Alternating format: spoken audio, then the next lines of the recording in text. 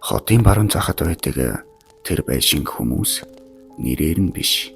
Харин нэг орохоор буцаж гардгүй байшин гэж хүмүүс хоорондоо ярьдаг. Хуучин имлэг байсан гэх яриач бас бий. Харин шатсныхан дараа тэнд юу болсон нь одоо хүртэл тодорхойгүй үлдсэн. Нэг бороотой шөнө Бат Тэмүүжин хоёр хоорондоо мөрий тавьжээ.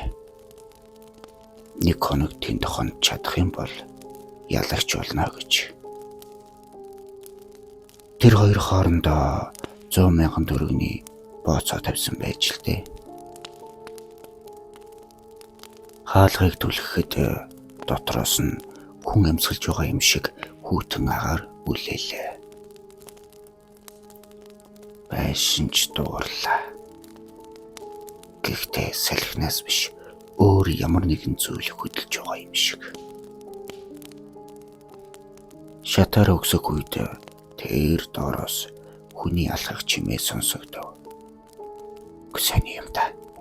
Бид хоёроос өөр хинч байх ёсгүй дээ гэж Тэмүүжин шивнэлээ. 3 давхарт хүүхдийн тасаг байсан өрөө байлаа.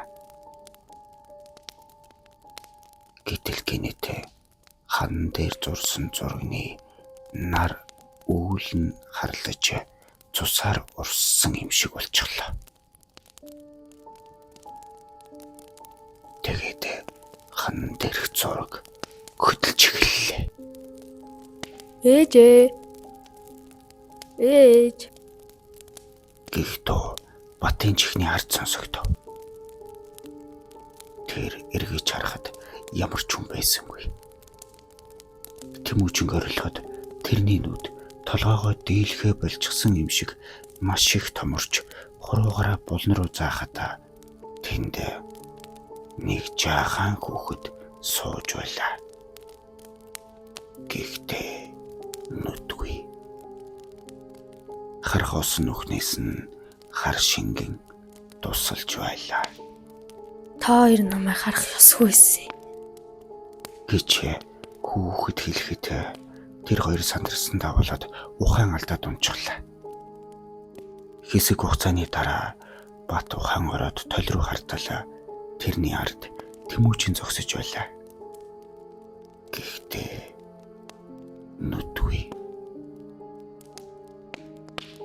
Чич бас энд үлдсэн гэж тэр шивнэв.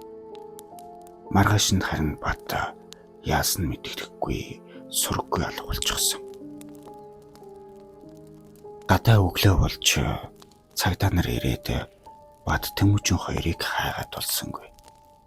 Харин 3 давхрын ханан дээр нэг шин зураг нэмэгдсэн байлаа. 2 залуугийн нэг нь инээж байгаа. Харин нөгөө нь хашгирсан байдалтай. Тэр цагаас хойш тэр байшинд сүнс биш, харин орж ирсэн хүмүүс нь өөрсдөө үлддэг болсон гэдэг.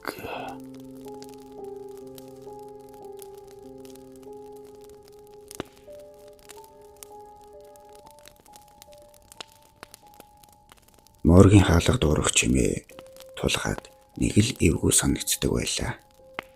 Тэр нэгэн имлэгийн шөнийн морог хариуцсан ажилтан. Албан ёсоор бол тэрний үүрэг бол цогцос үлээж авах, бичиг баримт шалгах, хөргөөрт байрлуулах. Амьд хүмүүстэй харьцах шаардлагагүй. Тийм болохоор л тэр энэ ажлыг сонгосон. Тэр өдөр шөнийн 1 цаг 43 минутанд морог руу нэгэн дуудлага ирсэн. Бид нар одоо очиж байна шүү. Нас орсон шалтгаан. Эсэслийн дараах өндрөл. Тулгаа протоколын дагав асуулаа. Нас орсон цаг нь Эсэсэл дуусаагүй. юу гэсэн үг юм бэ? Зүгээр л бэлдээд байжээ. Нөгөө тал хэсэг дугуй байснаа. Дуудлага тасрав. 2 цаг 5 минутанд төрдөг дэрэг орж ирэв. Дээр нь 30 орчим насны эрэгтэй байлаа. Цээж нь оюуталтай, цусан тогтоогүй. Оюутал нь чигд биш. Зүрхний монитор залгаатай хэвээр тулгаа цогцсон боговчийг шалгав. Тэгтэл нас орсон цаг нь хоосон байлаа. Энэ ерөөсө бөглөгдөөгүй гэж тулгаа асуудал. Тэрэг төрж орж ирсэн совлогч тэрний нүд рүү харсангүй. Дараа нь бөглөчнө. Моорогт орж ирсэн болоо бүглэх ёстой штэ. Эмч юус ирээгүй. Цогцыг хөргүүртийн агшинд тулгаа нэг зүйлийг анзаарлаа. Гар нь дулаахан. Саяхан нас барсан байж болно те гэж өөрийгөө хуурлаа. Гэхдээ дараагийнх нь илүү хачин байлаа. Цээжний оюутлын завсраар утас шиг зүйл хөдөлсөн. Тэр ухарч нэг алхав. Гэтэл монитор дээр чотогүй хэлгүүт. Тулгаа эмчийн өрөө рүү залгав. Та нарын болгосон өвчтөн амьд байна. Боломжгүй дээ. Зүрхэн цоглоод байна штэ. Наахан ч аль хэдийн нас орчихсан. Гэхдээ одоо Сонс. яагаад? Яагаад гэвэл чин талаар мэдсэн хэрэггүй. Тулгааг буцаж ирэхэд хөргүүрийн хаалга онгорхой байлаа. Цогцос харин сууж байлаа. Нүд нь нэгдсэн байдалтай. Гэхдээ амьд хүнийх шиг биш. Яг л мис заслын гэрэлд олон цаг харж хөвдсөн хүн шиг. Та нараа дуусгаагүй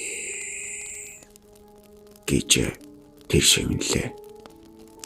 Цэжнээс нь мис заслын уцнууд хөдөлж дотроос нь дотор эрэхтнүүд нь гарч ирэх шиг л болов. Бид нараа буцаж орох ёстой. Хаашаа? Дотогшоо. Маргааш өглөө моргоос тулгаа хаашаа чимээ сураггүй алга болчихсон байлаа. Хөргүүрүүд бүгд хоосон. Мис заслын тасагт нэг ч өвчтөн байгаагүй. Гэхдээ хагалгааны өрөө цусан ч живсэн байдалтай байлаа. Хагалгааны ширээн дээр 2 зүрх цохилж байсан ба бас нэг бичиг баримт. Баримт бичиг дээр мис засал үргэлжилж байгаа гэсэн байв. Тэр өдрөөс хойш тус эмнэлэгт шөнө болохоор л мис заслын гэрэл асдаг. Хөргүүрнээс янз бүрийн амьсгал сонсогдож заримдаа цовлогч нараа мис заслаа хурдан дуусгая. Хурдан дуусгая гэж шивнэхтөө сонсогддог болсон ба. Хамгийн сүүлд нэг эмч ажилласаа гарахдаа тэд нэр өхөөгүй. Харин бидний дунд байгаа гэсэн гэдэг.